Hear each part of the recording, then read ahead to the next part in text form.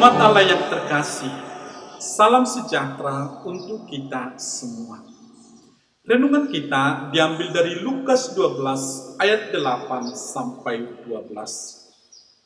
Yesus berkata, "Aku berkata kepadamu, setiap orang yang mengakui aku di depan manusia, Anak Manusia juga akan mengakui dia di depan malaikat-malaikat Allah. Tetapi barang siapa menyangkal aku di depan manusia, ia akan disangkal di depan malaikat-malaikat Allah.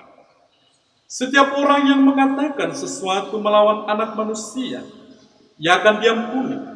Tetapi barang siapa menghujat Roh Kudus, ia tidak akan diampuni.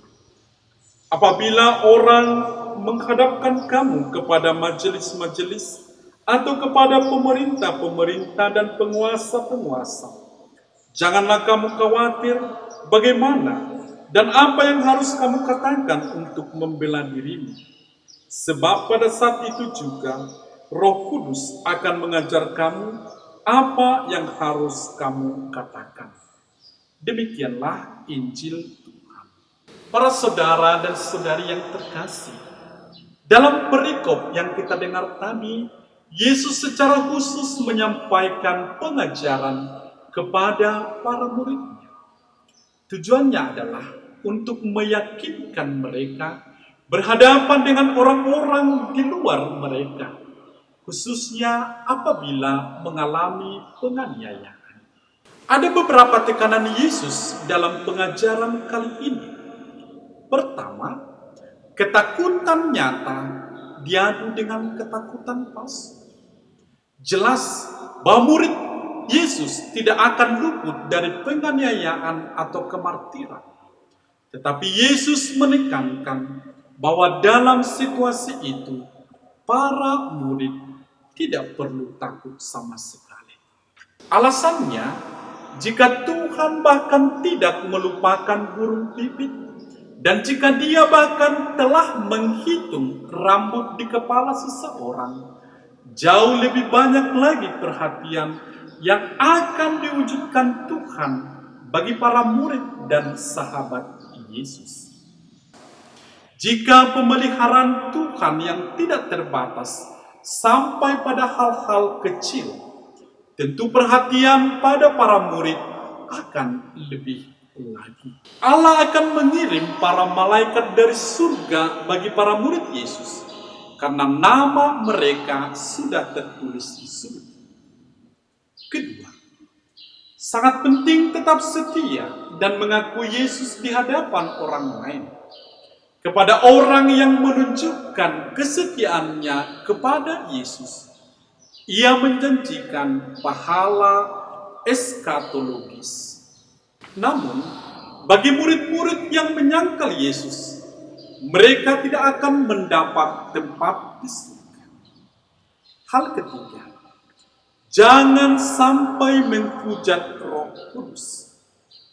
Istilah menghujat Roh Kudus berasal dari refleksi atas kegagalan orang Israel pada saat keluaran dari Mesir. Yang menjadi perhatian bukan kata-kata mereka, tetapi penolakan akan campur tangan penyelamatan yang nyata dari Allah atas nama umatnya. Orang yang tegar tengkuk terhadap apa yang dilakukan Tuhan saat dia bertindak untuk menyelamatkan, menempatkan orang itu di luar jangkauan pengampunan Tuhan saat ini. Sekarang, sehubungan dengan apa yang dilakukan Allah melalui Yesus, kemungkinan yang sama terbuka. Orang yang mengeraskan hatinya terhadap apa yang dilakukan Yesus saat dia bertindak untuk menyelamatkan, menempatkan orang yang keras hati itu di luar jangkauan rahmat Allah.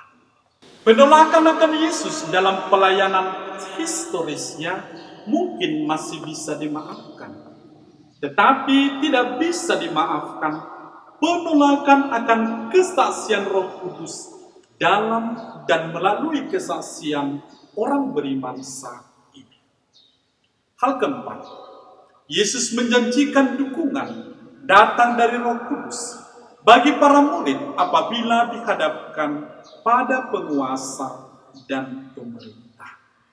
Kekhawatiran yang dibayangkan adalah kelangsungan hidup seseorang dalam situasi terancam. Yesus mengatakan bahwa kekhawatiran itu salah dan menyangkal kepedulian Tuhan dan kendalinya atas segala sesuatu. Ada godaan untuk menyangkal keyakinan Kristiani seseorang. Tetapi Roh Kudus sendiri pada saat-saat kritis seperti itu akan meyakinkan muridnya tentang perlunya pengakuan yang setia dan benar.